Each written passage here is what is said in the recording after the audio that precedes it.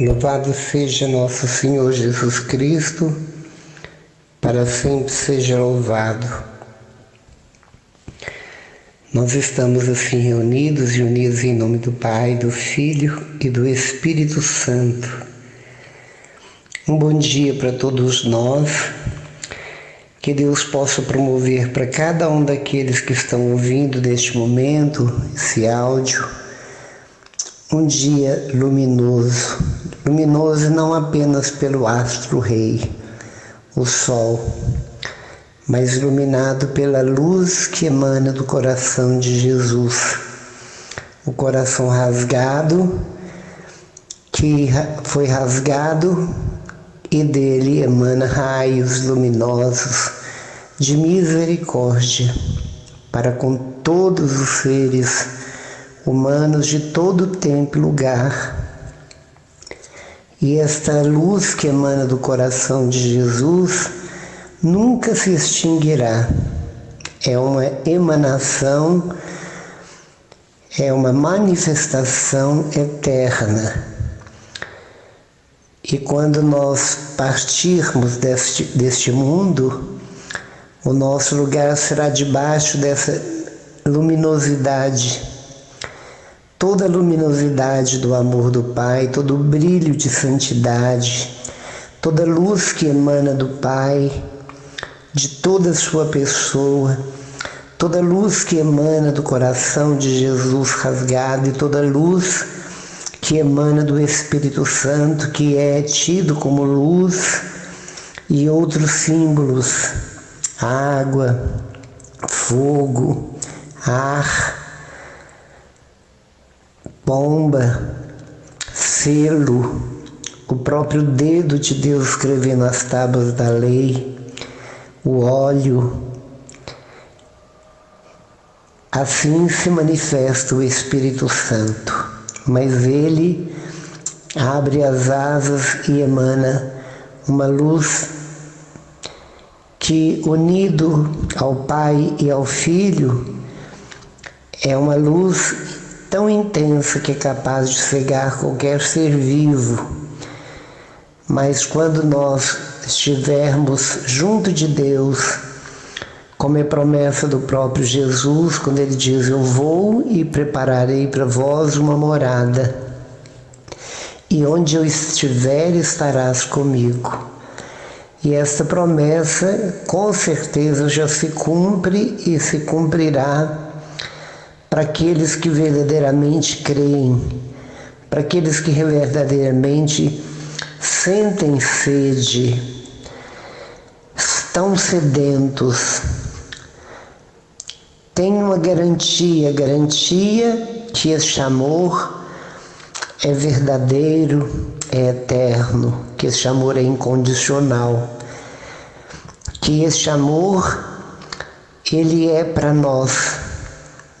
Ele é este amor que nos atrai, é este amor que, como a isca atrai o peixe e o prende, da mesma forma são as palavras de Jesus que são a isca que nos atrai. É o que nos chama a atenção, é que nos leva a caminhar em direção à boca que emanou estas palavras, que derramou estas palavras de vida eterna. E é por essas palavras de vida eterna que vamos caminhando sobre elas, não pisoteando-as, mas vivendo-as, vivendo cada ponto e vírgula, cada texto, cada palavra. Vamos vivendo, obedecendo àquele que verdadeiramente é caminho, aquele que verdadeiramente é verdade. E a vida só tem sentido nele, quando estamos com ele, nele e para ele. Deus na sua totalidade, este Deus que é inteiro, este Deus que não se fraciona, Este Deus que está sempre inteiro, o Pai no Filho, o Filho no Pai, o Pai no Espírito Santo, o Espírito Santo no Pai, o Espírito Santo em Jesus, Jesus no Espírito Santo, e nessa epicorese, nesse alinhamento dessas três pessoas que formam uma única, um único Deus, é a epicorese. Imaginem nós termos essas três pessoas plugadas em uma em nosso favor. Não precisamos de advogados, não precisamos de defensores aqui na Terra, não precisamos de salvadores aqui na Terra, porque tudo não passa de promessas não cumpridas. É como fosse propaganda ou como se fosse comício, cheios de promessas que jamais serão cumpridas. E tudo aquilo que veio da boca de Jesus, toda a palavra de Deus durante todo o percurso do Antigo Testamento, são fundamentalmente cumpridas, são inteiramente cumpridas. E nós acreditamos, embora, como dizem muitos, quem veio aqui para dizer, para falar algo de Deus? Apenas a Virgem Maria, que de quando em quando se manifesta a nós para reforçar a nossa fé, para nos chamar a atenção. E quando Nossa Senhora vem nas suas aparições aprovadas pela Igreja, a nossa fé aumenta. Nossa Senhora vem para acrescentar a fé em nossos corações. Ela acrescenta muito, muito. Por isso nós temos um grande amor por ela, e Jesus sabia tanto disso que nos deu quando ele estava morrendo na cruz. Ele nos deu, assim como ela nos deu Jesus, como ela nos entregou, tanto que subia ela na solidão do caminho do Calvário para o topo do Calvário, e depois, quando ela desce do Calvário, ela sobe mãe unicamente de Jesus e desce mãe de toda a humanidade. E a gente pode ver que Jesus um dia transfigurou no Monte Tabor, e ali no momento dos maiores acontecimentos da salvação da humanidade, que ele se desfigurou. Ele transfigurou para alguns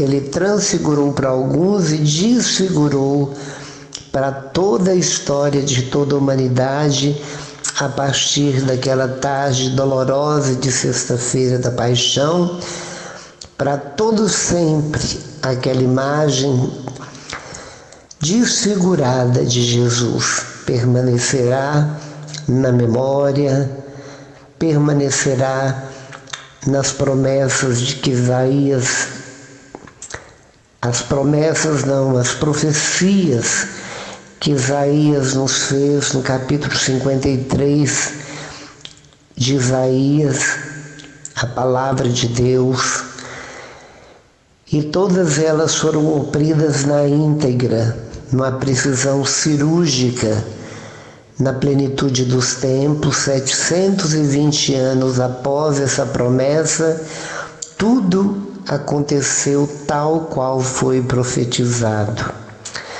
Por isso nós sabemos que as promessas de Jesus são muito mais do que proféticas, são verdadeiras, são palavras de vida eterna, são cumpridas na íntegra. E quando nós vemos as aparições de Nossa Senhora, que a Igreja aprova, porque por causa dos frutos, por causa dos frutos que dão de conversão, de mudanças de vida. Estes são os frutos que levam a igreja a dar uma credibilidade para os videntes.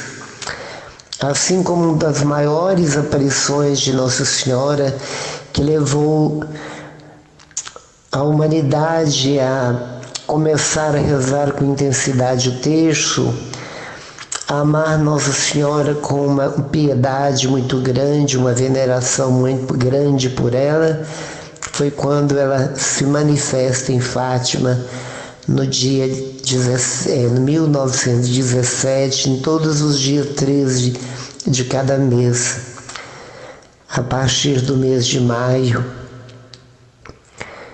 E ela manifesta para 3 jovenzinhos, 2 crianças e uma jovenzinha. E todos confirmavam integralmente, igualmente, distantes uns dos outros, para as autoridades do local, em Portugal, em Fátima. Profecias que foram cumpridas, as palavras de Nossa Senhora foram cumpridas, e ela falou que a guerra cessou. Ela disse que os muros de Berlim caíram. Ela disse que o Papa sofreria um atentado e ele sofreu. E ela pedia com toda insistência: rezem o terço, rezem o terço. Sempre que ela manifestava, ela trazia um trecho luminoso em suas mãos e pedindo insistentemente a reza do terço, porque é a reza do simples, é a oração das pessoas simples, pequenas, aquelas que não conseguem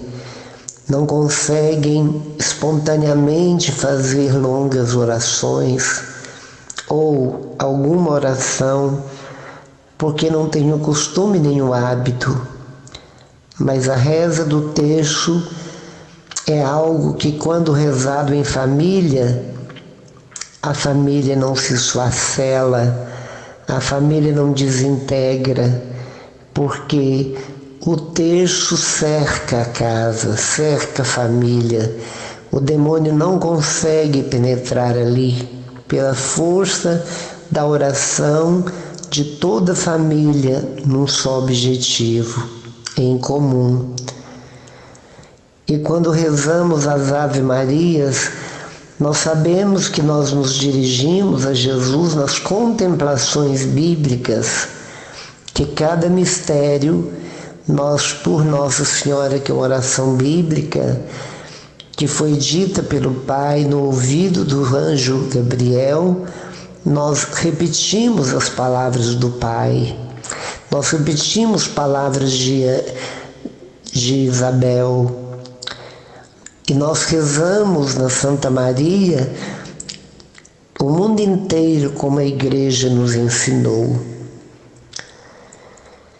E isso nos leva à santidade, nos leva a fortalecimento espiritual, nos leva a cumprir a vontade do Pai.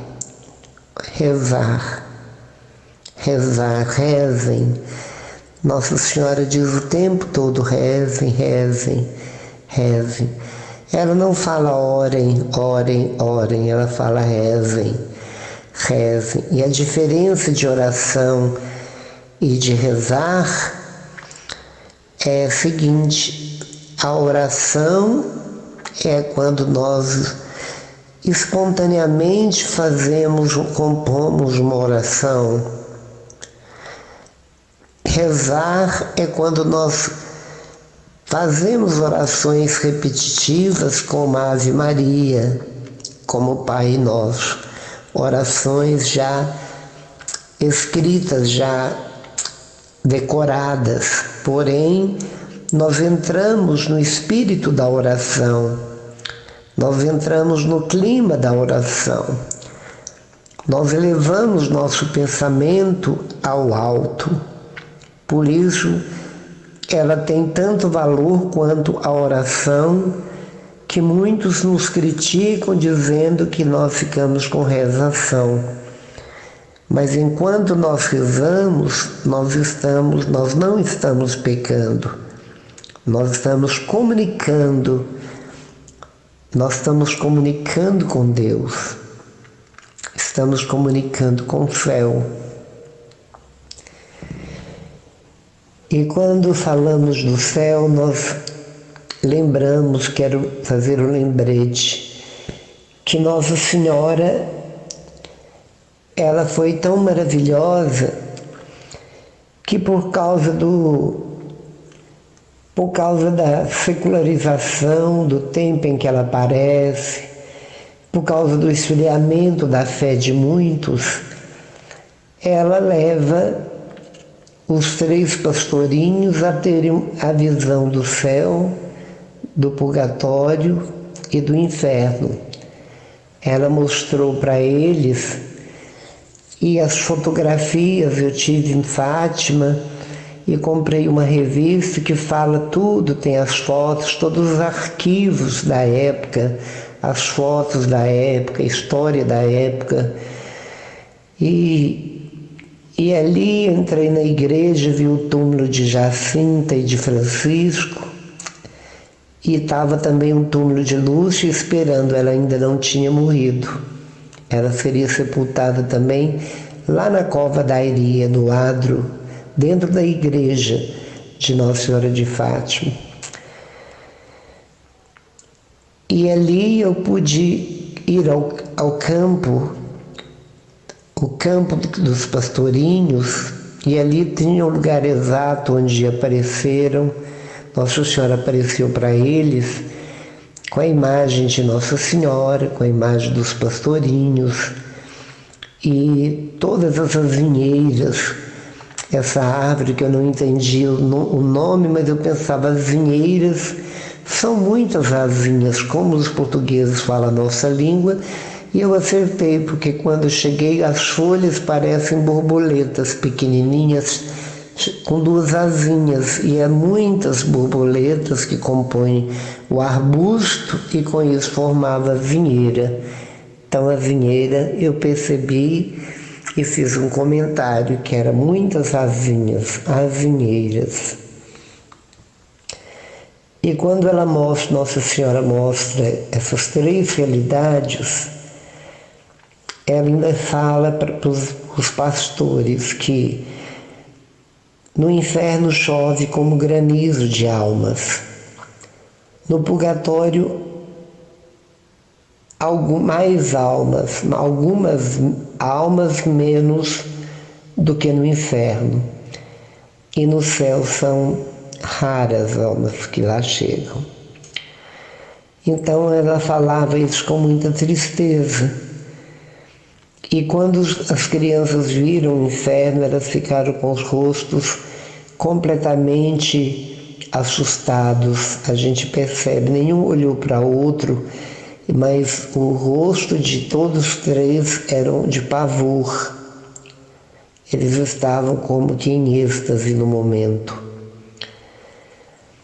E eu queria, nesse momento, entrar na realidade do purgatório, exatamente porque Santa Faustina também visitou o purgatório, e alguns santos também na sua vida terrena teve esse privilégio de serem levados ao purgatório. Alguns foram levados como São Paulo do Sétimo Céu, e muitos também como Teresa de Ávila, como Santa Faustina, e como os pastorinhos e outros santos também tiveram visão do inferno. Uma visão onde Santa Faustina, por exemplo, teve lá, Santa Teresa de Ávila foi lá, levada em espírito ali, e o comentário de uma para com outra é o mesmo, que é um lugar completamente escuro, onde nenhuma alma consegue ver a outra, mas percebe. E dali, naquela escuridão total, houve gritos o tempo todo, blasfêmias o tempo todo contra Deus, o tempo todo xingando Deus. e as almas não se veem umas e as outras, tão escuro é o lugar, mas elas sabem e sentem por que aquela alma está ali, que é o motivo que a levou até ali. E é uma escuridão eterna porque isso vem provar que Deus é luz, é uma luz sem nódoa, sem mancha, sem nenhuma nuance, completamente santa, pura. E quando eu li o livro O Purgatório, a última das misericórdias de Deus,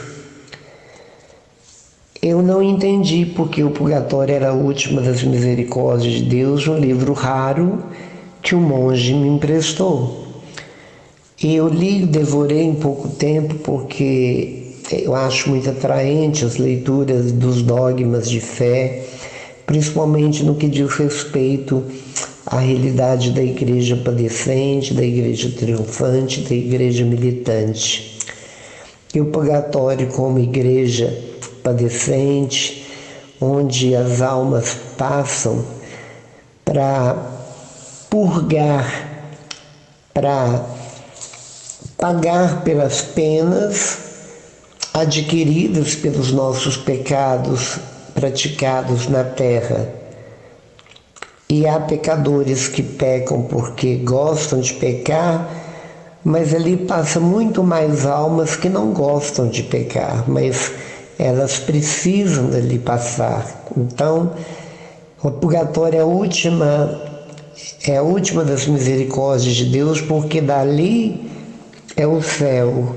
Ali elas não precisam mais da misericórdia de Deus, porque ela já chegou no seu destino. Elas já estão junto de Deus na vida beatífica, na vida celestial, já estão na glória de Deus, junto de Deus. Ali elas estão e passam a adorar Deus noite e dia, a viver na alegria plenamente, totalmente e eternamente. E não há como explicar, ninguém consegue explicar em detalhes como é o céu. Ninguém consegue explicar qual o sentimento que a alma tem ali no céu. É algo indescritível. Mas o purgatório é um lugar que o sofrimento é muito parecido com o sofrimento do inferno. Porque o sofrimento é um sofrimento do inferno, ele é eterno. E como no purgatório é temporário, muitas vezes a própria igreja nos diz que todo sofrimento que uma pessoa passa durante o percurso terreno é como se abatesse na dívida dos pecados. A caridade apaga uma multidão de pecados, então alivia também. O sofrimento já disse. E as orações que a igreja, juntamente com as pessoas que intercedem e têm uma devoção especial em rezar pelas almas, também tem uma grande validade para antecipar a ida delas para os céus. As almas, de um modo geral, elas não querem ir para o céu antes de cumprir o tempo de penalidade, porque elas ainda se sentem sujas, feias. Então elas querem estar literalmente prontas, preparadas, completamente transparentes, sem nuance, para ir estar com Deus. Ela sabe tanto da santidade de Deus, do poder de Deus, da grandeza de Deus, que elas se esmeram e querem se esmerar no purgatório para chegar belas diante do trono do Altíssimo.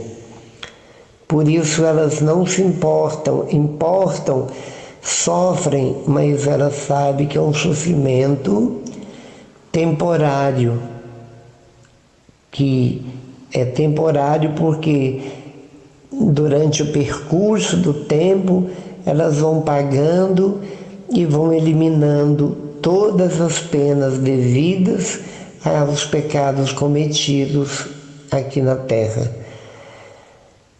E interessante que o purgatório, ele é um dogma de fé, ele não tem algo que fala diretamente sobre o purgatório, mas Jesus ele faz parábolas, conta parábolas, onde a igreja tira-se a conclusão e conclui-se que ele está falando do purgatório, principalmente quando ele fala daquele homem que devia, o patrão pediu perdão e o patrão perdoou a dívida, mas depois ele foi e cobrou a dívida de uma outra pessoa, um credor dele, e ficaram sabendo e ficaram muito bravos. Ele teve de ir para a prisão e pagar até o último centavo. Então, nós também temos que pagar até o último centavo. Todos os nossos delitos nós temos que pagar, por menor que seja, porque já se trata de algo sobrenatural, é algo que vem de Deus, não é uma coisa do jeitinho brasileiro, não. É algo sério, é algo verdadeiro, é algo real e precisa ser assim. Quando Jesus aparece para Santa Faustina, depois que ela foi no purgatório e ficou horrorizada com o sofrimento e teve de voltar, foi o anjo Miguel que levou ela lá e trouxe ela rapidamente. Ela chorava para Jesus por ver o sofrimento das almas. Jesus disse para ela: eu também me compadeço das almas do purgatório e desejaria que elas não sofressem tanto, mas a justiça divina exige. Ele diz, mas a justiça divina exige. Então, o que quer dizer? A justiça, ela exige o pagamento das consequências, ela exige a consequência das nossas dívidas. Nossos pecados são perdoados, porém ficam as penas que nós pagamos no purgatório. Porque quando nós cometemos um delito na terra, nós temos que ser punido e castigado, para que nós aprendamos, emendamos e percebamos que toda escolha tem uma consequência e que todo delito do mal, ele tem consequências malignas e nós temos que pagar por aquilo que fizemos aos outros, a nós mesmos e etc. Porque na terra existem leis, no purgatório existem leis, no céu não existe leis, porque lá só existe a alegria, existe no céu unicamente a vida em Deus. É algo inexplicável. No livro que eu li, é muito interessante que ele foi escrito por um padre que já está em processo de beatificação. Ele já morreu e ele fez uma pesquisa em vários países, porque ele era europeu, salvo engano, da Itália, e ele fez uma grande pesquisa durante um período muito grande, buscando testemunhos de tudo que diz respeito ao purgatório, as histórias verídicas que ele procurava, assim, que era digna de credibilidade. E vou contar apenas umas, embora tenha muitas muitos testemunhos de almas do purgatório, e vou contar uma. Foi num período que na Itália estava havendo guerra. E naquele período, nesse período um pouco mais antigo, os padres, eles tinham as funções que eles exerciam, eram funções exercidas na íntegra. Eram padres que sofriam muito porque não tinha locomoção como hoje.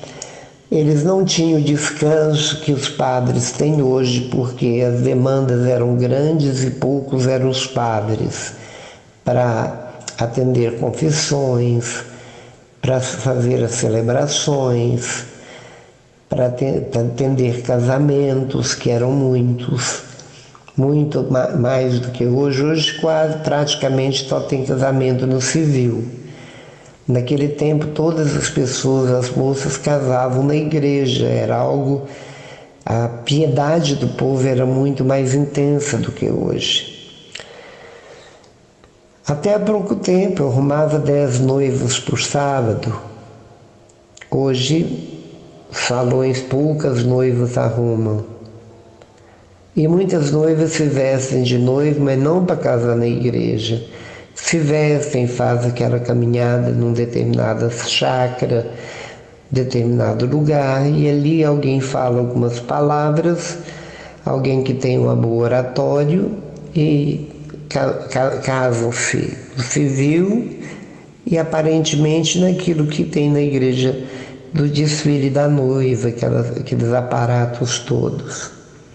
Mas o casamento mesmo por sacerdote, poucos, são muito poucos. E voltando à questão do purgatório, então na Itália havia guerras, estava em guerra, e os padres atendiam os agonizantes, davam para eles a extrema-unção, que é a unção dos enfermos, atendia os hospitais. A igreja ficava muito nos hospitais, freiras, irmãs de caridade, elas ajudavam muito nessa questão dos doentes. E os padres também andavam léguas de distância, montavam a cavalo para celebrar missa, para atender a confissão o dia inteiro, trabalhavam muito. E numa noite, altas horas da noite, a porta da casa paroquial de um padre foi batida com ansiedade por mãos femininas, batendo na porta como nós batemos, de mão fechada, a gente bate os dedos dobrados, né? E foi batendo até que o padre acordou, levantou e foi na porta, porque as batidas eram insistentes. Havia uma senhora na porta, aflita, e essa senhora disse para o padre: Padre, nesse endereço que eu quero passar para o senhor, nessa rua, nessa casa, nesse número, tem um jovem que está em perigo de morte. E eu vim te pedir, pelo amor de Deus, que o senhor vá até ele, atendê-lo em confissão, porque ele está em perigo de morte. O padre diz para ela, meio nervoso: pode me dar o papel que amanhã eu visitarei essa pessoa. Ela diz: Padre, pelo amor que o senhor tem no seu sacerdócio, em Deus, é preciso que o senhor vá hoje, agora, porque ele está correndo risco de morte e precisa que o senhor atenda ele hoje. E o padre, meio desconcertado, tinha dormido um pouco, ele foi lá dentro, ele pegou o endereço com a mulher entregou o endereço ali e foi embora. Ele viu ela desaparecer na escuridão, indo embora. Ele entrou e vestiu a roupa, etc e tal, e saiu para procurar aquele endereço, porque tinha um jovem. Então ele levou os sacramentais, água benta, óleo bento, e quando ele chegou na porta de uma casa, ele estava todo escuro, mas ele bateu na porta e foi atendido por um jovem. E ele disse para o jovem: uma senhora me deu esse endereço e pediu que eu viesse, porque tinha um jovem aqui correndo risco de vida, correndo risco de morte. Aí ele falou assim: olha, padre, quem mora nessa casa só eu. E como o senhor vê, eu estou muito saudável. Eu não estou correndo risco nenhum. Mas a noite está fria, vamos entrar. Nós estamos em guerra, é perigoso. Vem para dentro, vem que eu vou fazer um café para nós. E o padre entrou, sentou perto do fogão, ele fazendo café, e começou a contar a vida dele. E falou: padre, podíamos aproveitar que o senhor está aqui, eu quero confessar porque tem muitos anos que eu não me confesso. O padre aproveitou a deixa, o pedido da pessoa, porque padre não oferece, e ele sentou ali na mesa perto do sacerdote enquanto o café fervia, que era fogão de lenha, e despejou todos os pecados arrependidos. O padre preparou ele um pouquinho antes, a proposta, a emenda, o arrependimento. E o padre lhe absorveu e ele ficou muito feliz. Serviu o café e o padre foi embora. Foi para casa. Quando foi na manhã seguinte, bem cedinho, o padre foi solicitado pelo hospital da cidade, que tinha havido um bombardeio e havia muitos agonizantes lá no hospital, entre vida e a morte. E lá vai o padre para dar extrema-unção para eles. Aí quando o padre chegou lá perto de tantos cadáveres, ele viu um cadáver vestido com as roupas que ele era familiar. Ele lembrou do jovem. E quando ele olhou no rosto do cadáver, era exatamente o mesmo jovem que ele visitara e confessara naquela noite. Ele pediu os documentos do jovem, a carteira, lhe deram a carteira e era o jovem mesmo. E dentro da carteira tinha uma foto de uma mulher, que era a mesma mulher que o visitara e fez aquela insistência para que ele fosse à casa dessa pessoa. E quando ele olhou nas costas da foto, estava escrito o nome dela: fulana de tal, nascida no ano tal e morreu no ano X. Então, aquela mulher já tinha morrido há muito tempo. Ela estava no purgatório. E o rapaz era filho dela. E ele recebeu os sacramentos necessários para a própria salvação. Esse foi um dos testemunhos, além de tantos outros muito interessantes. Então Deus muitas vezes permite que algumas almas que estão no estado de extrema graça, que já está quase pronta para ir para o céu, venham nos auxiliar. Deus permite isso. Algumas pessoas já tiveram esse privilégio, como tantos já teve desse livro, desse testemunho. Então, as almas, elas podem rezar, mas as orações delas para elas não têm valor.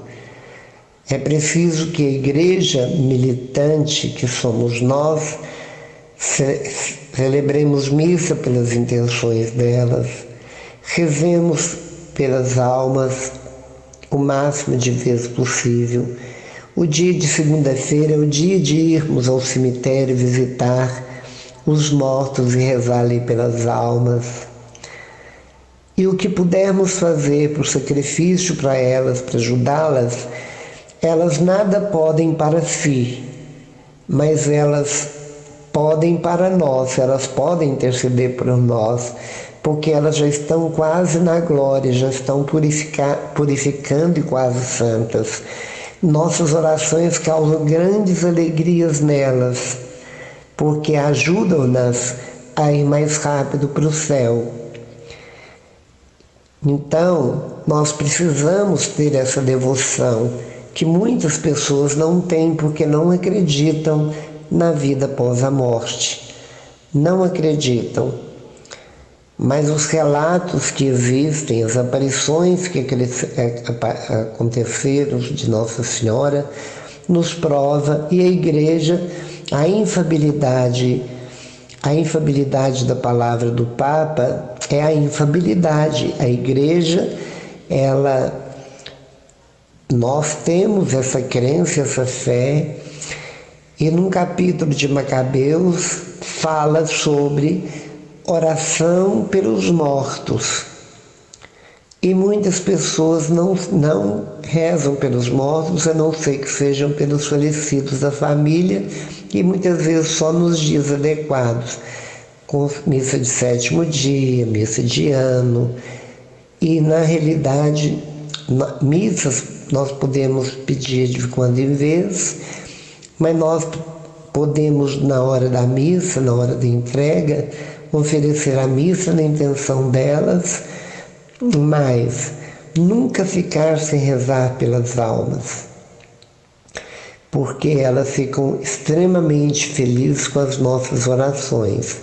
A Igreja reza pelos mortos todas as missas, então nós devemos obedecer à ordem da Igreja, rezar sempre pelas almas do purgatório, acreditar nesse dogma de fé, acreditar no céu, acreditar no inferno, ter uma reverência extrema por Deus de obediência, porque nós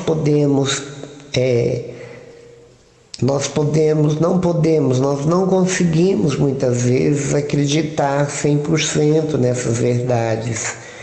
Mas o grande medo que temos da morte é porque mesmo céticos não sabem o que tem do outro lado. E nós sabemos que a vida continua, que nós diferimos de todos os animais irracionais, que nós somos os únicos seres que temos fé, e é pela fé perseverante que nós somos salvos. Por isso, nós devemos ser pessoas intercessoras e rezarmos sempre pelas almas, exatamente para nós fazermos o plantio, para que quando nós formos, nós também recebermos muitas orações, porque tudo que nós semeamos, nós colhemos. E tudo que nós fazemos nessa natureza na terra, depois nós receberemos lá. Então, comece essa devoção.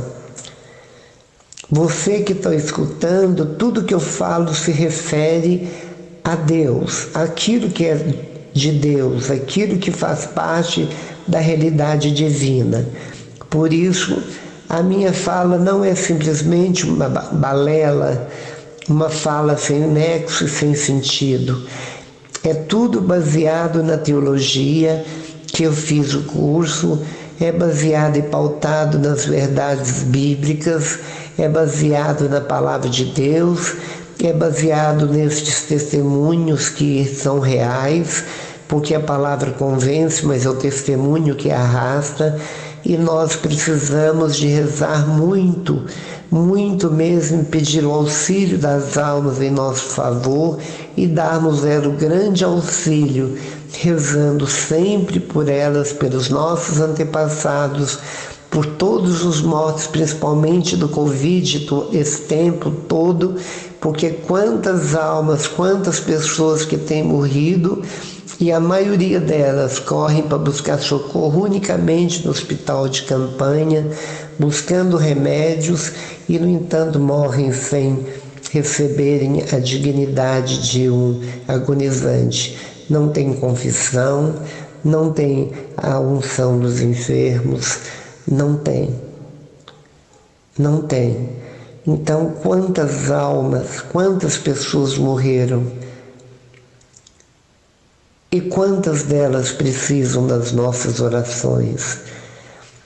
O quanto nós precisamos de rezar pela conversão desses doentes, mesmo antes de irem para o hospital, para buscar o socorro médico que é necessário, buscar primeiro o socorro do médico dos médicos, daquele que é o próprio Deus, aquele que nos salva de verdade, não do Covid.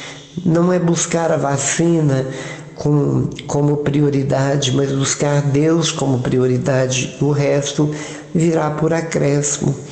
É depois de rezarmos muito que nós pedimos a Deus que o médico acerte, que o remédio seja acertado, pedir o auxílio antes de ir até o hospital, que a vacina funcione, porque se nós rezarmos por Covid, nós estamos rezando de trás para frente.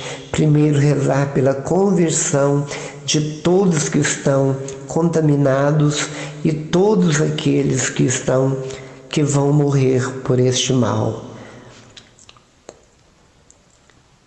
Isso é uma urgência e é uma necessidade. Por isso que nós possamos pegar o texto, por isso precisamos pegar a palavra de Deus, por isso precisamos ligar o celular do nosso coração no coração de Deus e mandar para Ele áudios e mandar para Ele mensagens de súplicas pela conversão nossa e de todos os pecadores, de todos os nossos familiares do mundo inteiro. É assim que nós fazemos a vontade de Deus. Louvado seja nosso Senhor Jesus Cristo, para sempre seja louvado. Em nome do Pai, do Filho e do Espírito Santo. Amém.